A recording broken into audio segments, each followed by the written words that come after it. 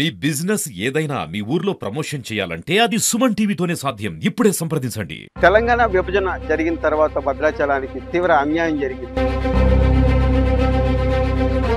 రాముడే మా దేవుడు అని చెప్పుకునేటటువంటి బీజేపీ ప్రభుత్వం ఇవాళ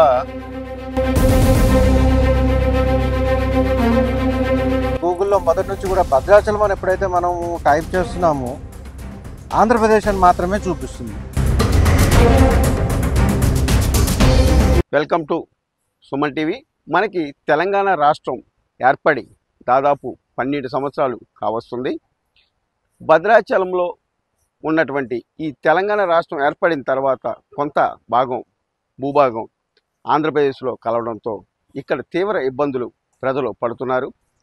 భద్రాద్రి రాముడు తెలంగాణలో, భద్రాద్రి రాముడికి సంబంధించిన భూములు ఆంధ్రాలో ఉండటం కూడా చాలా బాధాకరమని చెప్పని అనేక ఉద్యమాలు కూడా ఇక్కడ ఉన్న ప్రజలు చేశారు. ఈ నేపథ్యంలో ఇప్పుడు గూగుల్ మనకి ఏదైతే టెక్నాలజీ పెరిగిన సందర్భంగా ఎవరైతే ఎక్కడికి వెళ్ళాలో తెలియపోయినా కూడా గూగుల్ని అడిగితే ఆ గూగుల్ మ్యాప్ ద్వారాగా మనకి గమ్యానికి చేరే అవకాశం ఉంటుంది. ఇప్పుడు టెక్నాలజీ పరంగా అది అందరూ కూడా వాడుతున్నారు.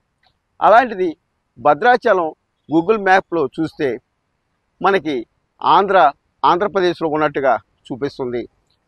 ఇది తెలంగాణలో ఉన్నప్పటికీ కూడా ఆంధ్రప్రదేశ్లో ఉండడం చాలా దారుణమని చెప్పని ఇక్కడ స్థానికులు, రాజకీయ పార్టీలు కూడా మనకి చెప్పడం జరుగుతుంది. అయితే దీని మీద మాట్లాడడానికి కొంతమంది మనకి స్థానికులు ఉన్నారు, అట్లాగే కంప్యూటర్ టెక్నాలజీ సంబంధించిన వాళ్ళు ఉన్నారు. వారితో మాట్లాడదాం. ఈ విషయం మీద మాట్లాడడానికి సిపిఐ రాష్ట్ర సమితి సభ్యులు రావులపల్లి రవికుమార్ గారు మన దగ్గర ఉన్నారు. వారితో మాట్లాడదాం. సార్ చెప్పండి, ఇప్పుడు మన రాష్ట్రం ఏర్పడి 12 సంవత్సరాలు అయింది. ఇప్పుడు గూగుల్లో కూడా భద్రాచలం పేరే ఉంది ఆంధ్రప్రదేశ్లో ఉన్నట్టుగా. ఏమంటారు మీరు అసలు? ఇవాళ భద్రాచలం ప్రాంతం తెలంగాణ రాష్ట్రంలో కలిసి విడిపోయి ఇవాళ 12 సంవత్సరాలు కావస్తూ ఉంది. ఇది తెలంగాణ రాష్ట్రంలోకి వచ్చింది. ఇటువంటి ఈ ప్రాంతం తెలంగాణ రాష్ట్రం వచ్చి 12 సంవత్సరాలు అయినా సరే ఇప్పటికీ అభివృద్ధికి నోచుకోకపోవటం దురదృష్టకరం.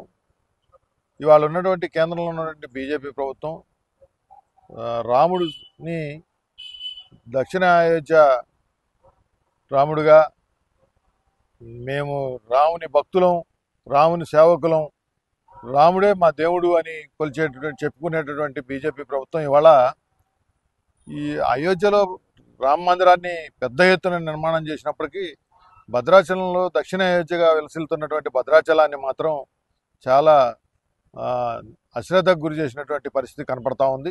ఎందుకంటే ఇక్కడ భద్రాచలంలో రాముల వారి గుడి ఉండి కూడా ఇది అందరికీ తెలిసినటువంటి సత్యమైనప్పటికీ కూడా దీన్ని ఇవాళ కూడా గూగుల్ మ్యాప్లో రాముల వారి గుడి ఆంధ్రప్రదేశ్లో ఉన్నట్టుగా చూపించడం దురదృష్టకరం. దాని మీద కేంద్ర ప్రభుత్వం శ్రద్ధ తీసుకొని ఇప్పటికైనా దాన్ని తెలంగాణ రాముడిగా గుర్తించాలంటే ఖచ్చితంగా తెలంగాణలో ఉన్నట్లుగా గూగుల్ మ్యాప్లో మార్పులు చేర్పులు చేయాల్సినటువంటి అవసరం ఎంతైనా ఉంది. దీన్ని వెంటనే కేంద్ర ప్రభుత్వం స్పందించి ఇది చేయాలని కోరుతా ఉన్నాం. అట్లాగే భద్రాచలం ప్రాంతం వెనుకబడిన ప్రాంతం, ఏజెన్సీ ప్రాంతం, ఈ ప్రాంతాన్ని కేంద్ర ప్రభుత్వం బాగా నిర్లక్ష్యానికి గురి చేస్తూ ఉంది. ఎందుకంటే ఇక్కడ ఉన్నటువంటి భద్రాచలం చుట్టుపక్కల ఉన్నటువంటి భద్రాచలం శ్రీరాముడి భూములు సుమారు 800 ఎకరాలు ఆంధ్రప్రదేశ్లో కలిసినటువంటి పరిస్థితి కనపడతా ఉంది. అటువంటి భూములను కూడా తెలంగాణ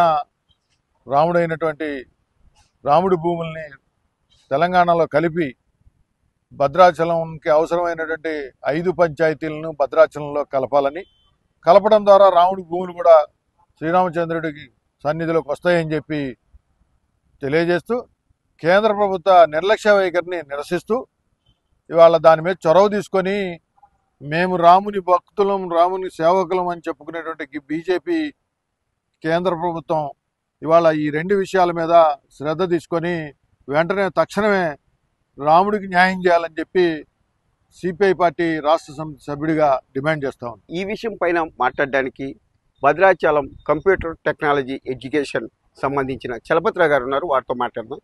సార్ చెప్పండి, ఇప్పుడు గూగుల్ మ్యాప్లో సంబంధించి తెలంగాణలో కాకుండా భద్రాచలాన్ని ఆంధ్రప్రదేశ్లో చూపిస్తుంది.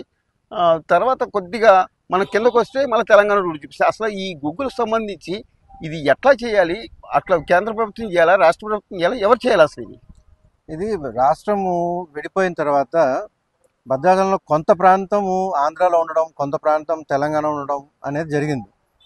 ఇది మ్యాప్లో మనకి ప్రాంతాల వారీగా, రాష్ట్రాల వారీగా, అలాగే వీధుల వారీగా, అంటే street view, state view and town view అని డిఫరెంట్గా ఉంటుంది. ఈ ప్రాంతాల వారీగా అన్నప్పుడు ఏమవుతుందంటే మనకు ఒక ప్రాంతం ఇంకో ప్రాంతానికి తరలిపోయే అవకాశం లేదు. పేరులో మార్పు ఉండే ఛాన్స్ ఉంది కానీ ప్రదేశంలో మార్పు ఉండే అవకాశం లేదు. ఆ కన్ఫ్యూజన్ వల్ల ఏమైందంటే గూగుల్లో మొదటి నుంచి కూడా భద్రాచలం అని ఎప్పుడైతే మనం టైప్ చేస్తున్నామో ఆంధ్రప్రదేశ్ అని మాత్రమే చూపిస్తుంది. ఇది చాలామంది ప్రయాణికులకి, ముఖ్యంగా దూర ప్రాంతాల నుంచి వచ్చే వాళ్ళకి, నార్త్ నుంచి వచ్చే వాళ్ళకి భద్రాచలం అనేది ఒక దక్షిణ అయోధ్యగా ప్రాచుర్యం పొందిన తర్వాత చాలా దూర ప్రాంతాల నుంచి కూడా రావడం జరుగుతుంది. ముఖ్యంగా పాపికొండల కోసము, అలాగే రాముల వారి దర్శనం కోసము వారు చాలా కన్ఫ్యూజన్కి లోనవుతున్న ఇబ్బందిగా ఉంటుంది. దీనికి గూగుల్ దృష్టికి గతంలో కూడా తీసుకెళ్ళడం జరిగింది. ఇది గూగుల్ వాళ్ళు భద్రాచలం అని మీరు టైప్ చేసినప్పుడు మాత్రమే అది ఆంధ్రప్రదేశ్ చూపిస్తుంది. ఇంకొంచెం డీటెయిల్గా మనము ఏదైనా వివరాలు అడిగినప్పుడు తెలంగాణనే చూపిస్తుంది. దాన్ని మార్చడానికి ప్రయత్నం చేస్తామని గతంలో కూడా చెప్పడం జరిగింది. మనం ప్రజలకి అవేర్నెస్ అనేది క్రియేట్ చేయాల్సిన అవకాశం ఉంది. ఇప్పుడు సుమన్ టీవీ ద్వారా మనం ప్రజల్లోకి తీసుకెళ్లాల్సిన అవసరం ఉంది. ముఖ్యంగా రెండు రాష్ట్రాల్లో కూడా బస్సు ఉచిత ప్రయాణం అనేది మామూలుగా గూగుల్ సంబంధించి అంటే ఎన్ని నెలలకి లేదా ఎన్ని సంవత్సరాలకి అప్డేట్ చేస్తారు అసలు వాళ్ళు? జనరల్గా మనకి స్ట్రీట్ వ్యూ అనేది తొందరగా ఎప్పటికప్పుడు అప్డేట్ అవుతూనే ఉంటుంది. కానీ ప్రాంతాల అప్డేట్ అనేది చాలా రేర్గా జరుగుతుంది. అది నెలలు పట్టొచ్చు, సంవత్సరాలు పట్టొచ్చు. ఇది చాలా సంవత్సరాల నుంచి ఇలా ఉండిపోయింది. మనం ఈ మధ్య కాలంలో చాలామంది ఆ గూగుల్ దృష్టికి తీసుకెళ్ళడానికి ప్రయత్నం చేస్తున్నాం. తెలంగాణ విభజన జరిగిన తర్వాత భద్రాచలానికి తీవ్ర అన్యాయం జరిగింది. అట్లాగే గూగుల్ మ్యాప్లో కూడా భద్రాచలం తెలంగాణలో లేదు, ఆంధ్రప్రదేశ్లో ఉండడంతో చాలా అన్యాయం అని చెప్పని ఇక్కడ ప్రజలు కానీ అట్లాగే స్థానికులు కానీ కోరడం జరుగుతుంది.